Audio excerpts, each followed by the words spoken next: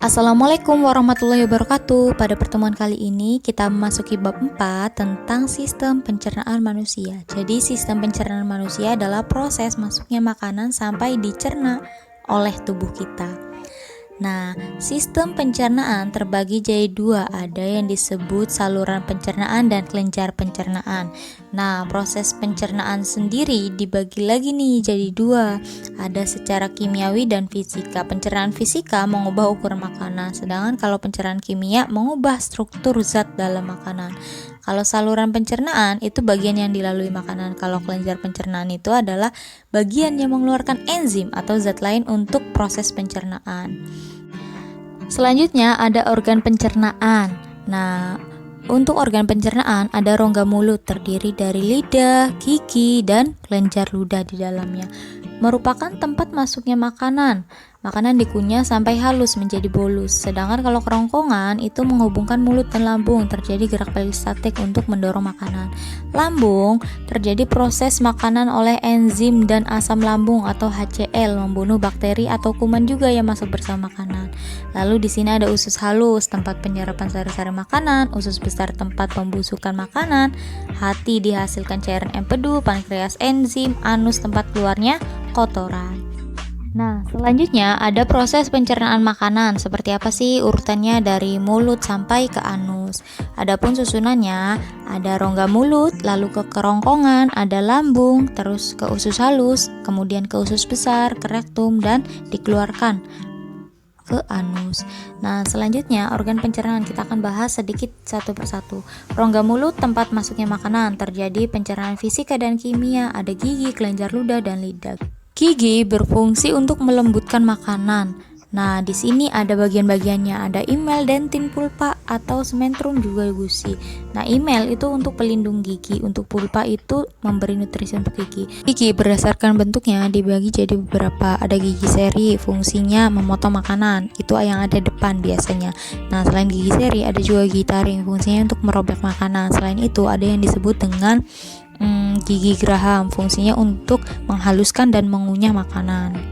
Nah, lidah berfungsi untuk membolak-balikan makanan dan mendorong makanan masuk ke kerongkongan. Sedangkan kalau kelenjar ludah ada 3, parotis, sublingualis, dan mandibularis. Fungsinya mengeluarkan enzim amilase untuk mengubah karbohidrat menjadi maltosa.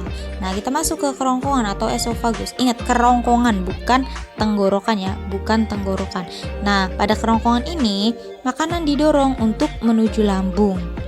Selanjutnya ada lambung. Di bagian awal ada kardiak yang di dalamnya ada otot Springer yang mengatur keluar masuknya makanan. Terjadi gerak peristaltik juga atau gerak meremas makanan sampai tercampur dengan getah lambung. Ada bagian fundus, pilorus juga di bagian ujung. Nah, selanjutnya ada usus halus dan usus besar. Usus halus itu sangat panjang, 6-8 meter. Terdiri dari 3 bagian. Ada usus 12 jari, itu tempat muara getah pankreas dan empedu. Nah, usus kosong dan juga ada usus penyerapan atau ilem. Nah, di sini terdapat fili-fili yang di dalamnya ada pembuluh darah untuk menyerap bahan-bahan makanan seperti glukosa, asam amino, dan ada juga pembuluh kil yang fungsinya untuk menyerap lemak dan gliserol. Nah, ada juga usus besar atau kolon, terjadi penyerapan air dan proses pembusukan makanan dibantu oleh bakteri bakteri baik namanya Escherichia coli. Nah, makanan setelah dari usus besar akan dibawa ke rektum dan dikeluarkan melalui anus. Berikut adalah enzim-enzim pencernaan. Silakan kamu catat di buku catatanmu.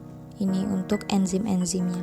Selanjutnya ada gangguan sistem pencernaan. Nah, di sini ada batu empedu akibat makanan yang buruk. Ada juga diare, itu cirinya sakit perut, sering BAB, dan fesesnya encer ya karena keracunan makanan. Gastritis itu karena telat makan, lambungnya perih dan mual. Sembelit itu gejalanya susah BAB. Biasanya kurang minum air putih, dan ada juga radang usus buntu, itu biasanya harus dioperasi. Ada juga ambeien. Sistem pencernaan.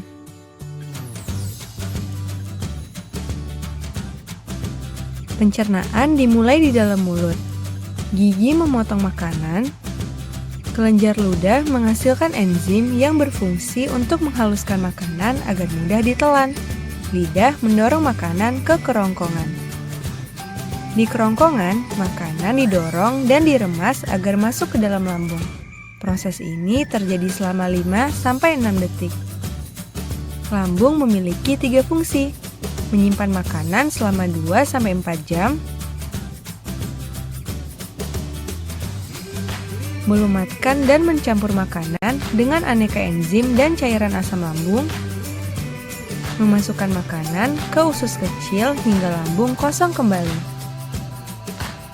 Di usus kecil atau usus halus, zat-zat gizi seperti protein, lemak, karbohidrat, vitamin, dan mineral diserap oleh tubuh.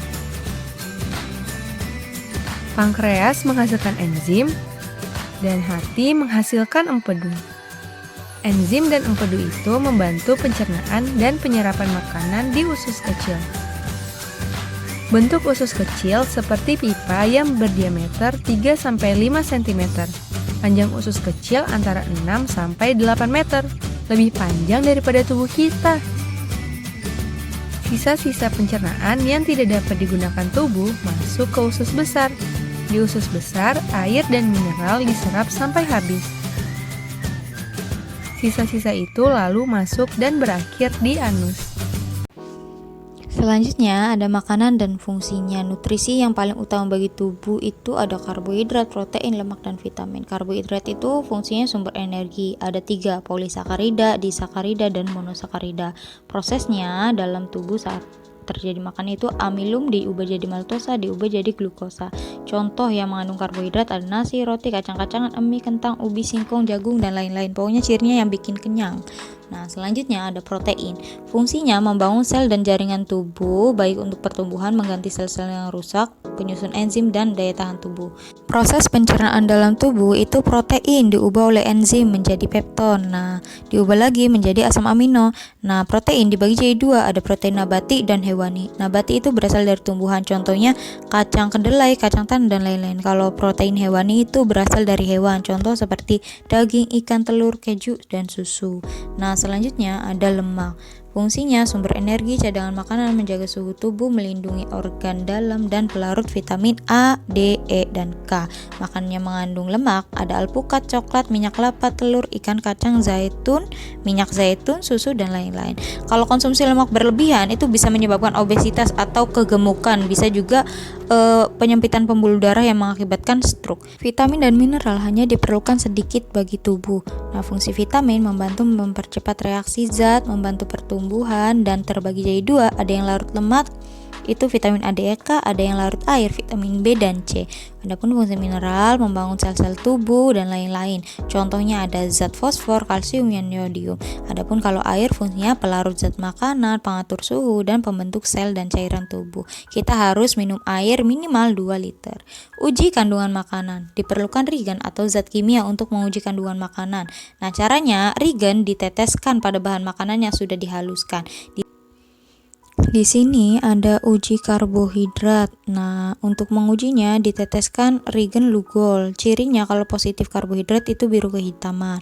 Adapun untuk uji protein, makanan ditetesi oleh reagen biuret. Nah, hasilnya kalau positif protein itu warna ungu. Glukosa nanti ditetesi oleh Benedict. Makanannya itu nanti dipanaskan.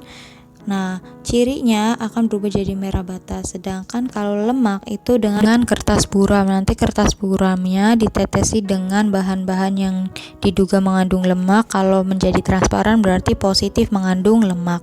Nah, sekian dan terima kasih pertemuan hari ini. Jangan lupa dirangkum. Wassalamualaikum warahmatullahi wabarakatuh.